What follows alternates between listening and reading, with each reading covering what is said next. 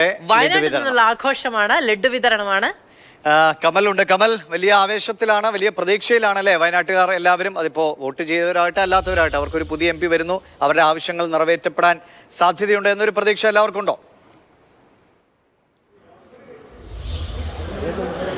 വയനാട്ടിൽ വലിയ ആവേശം തന്നെയാണ്. ഇപ്പോൾ UDF പ്രവർത്തകരാണ് എന്നോടൊപ്പം ഉള്ളത്. അവർ കൽപ്പറ്റ പുതിയ ബസ് സ്റ്റാൻഡിൽ ലഡു മുട്ടായിയും ഒക്കെ വിതരണം ചെയ്യുകയായിരുന്നു.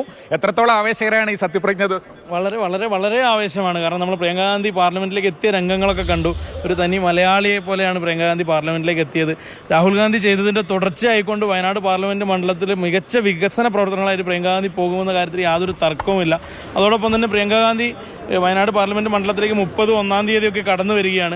വലിയ രീതിയിലുള്ള ഇതുവരെ കാണാത്ത തരത്തിലുള്ള സ്വീകരണ പരിപാടികൾ ഉൾപ്പെടെയാണ് നമ്മളുടെ ആഘോഷ പരിപാടികളാണ് വയനാട് പാർലമെന്റ് മണ്ഡലത്തിൽ നടക്കാൻ പോകുന്നത് വരുന്ന ദിവസങ്ങളിൽ.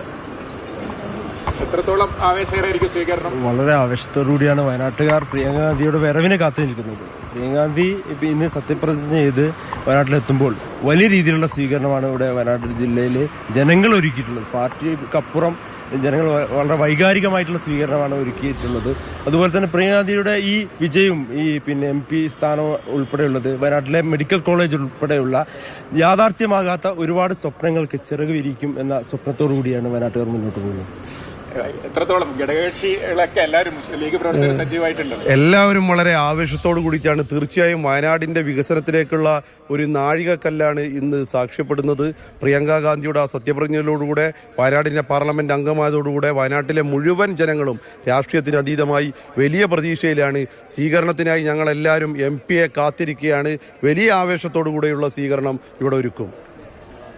എന്തായാലും ഇനി പ്രിയങ്ക ഗാന്ധി മണ്ഡലത്തിലേക്ക് എത്താനുള്ള കാത്തിരിപ്പാണ് UDF പ്രവർത്തകരെ സംബന്ധിച്ചിടത്തോളം. 30-1 തീയതികളിൽ വയനാട് ലോക്സഭാ മണ്ഡലത്തിൽ ഉണ്ടാകുമെന്നാണ് നേതൃത്വം അറിയിച്ചിരിക്കുന്നത്. ഇനിയിപ്പോൾ ആ സ്വീകരണത്തിനുള്ള കാത്തിരിപ്പാണ്. ദിവിഷ്, എന്തായാലും വയനാട്ടിലെ ജനങ്ങൾ വലിയ പ്രതീക്ഷയിലാണ്. പ്രത്യേകിച്ചും കോൺഗ്രസ് പ്രവർത്തകർ സ്വാഭാവികമായിട്ടും അവരുടെ ആഘോഷങ്ങൾ അത് മധുരം വിതരണം ചെയ്തുമൊക്കെ കൊണ്ടാടുകയാണ്. ഇനി അങ്ങോട്ട് ദിവസങ്ങളിൽ ആഘോഷ പരിപാടികൾ കാണാനിരിക്കുന്നു എന്നാണ് പറയുന്നത്. എന്തായാലും MP ആയ ശേഷവും അല്ലേ പ്രിയങ്കയുടെ ഒരു വരവ് കാത്തിരിക്കുന്നുണ്ട് വയനാട്ടുകാർ. ഏതൊക്കെ രീതിയിൽ ജനങ്ങളുമായി ഇനി കൂടുതൽ സംവദിക്കാൻ കഴിയും, അവരുടെ പ്രശ്നങ്ങളൊക്കെ വീടൊക്കെ എടുത്തു എന്നാണ് കേൾക്കുന്നത്.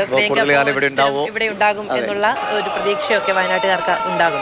പാർലമെന്റ് സെഷൻ കഴിഞ്ഞാൽ കൂടുതൽ സമയം വയനാട്ടിൽ പ്രിയങ്ക ചെലവഴിക്കുകയാണെങ്കിൽ അത് വലിയ ഒരു നേട്ടമാവുകയും ചെയ്യും. കാരണം നാട്ടിൽ നിന്നുകൊണ്ട് തന്നെ ഒരു MP-ക്ക് പ്രവർത്തിക്കാൻ കഴിയുന്ന സാഹചര്യം ഉണ്ടാവുക ഏറ്റവും പ്രധാനമാണ്. നമുക്ക് ആ സത്യപ്രതിജ്ഞാ ദൃശ്യങ്ങളിലേക്ക് വീണ്ടും. जो लोकसभा की सदस्य निर्वाचित हुई हूँ, सत्यनिष्ठा से प्रतिज्ञा करती हूँ कि मैं विधि द्वारा स्थापित भारत के संविधान के प्रति सच्ची श्रद्धा और निष्ठा रखूँगी।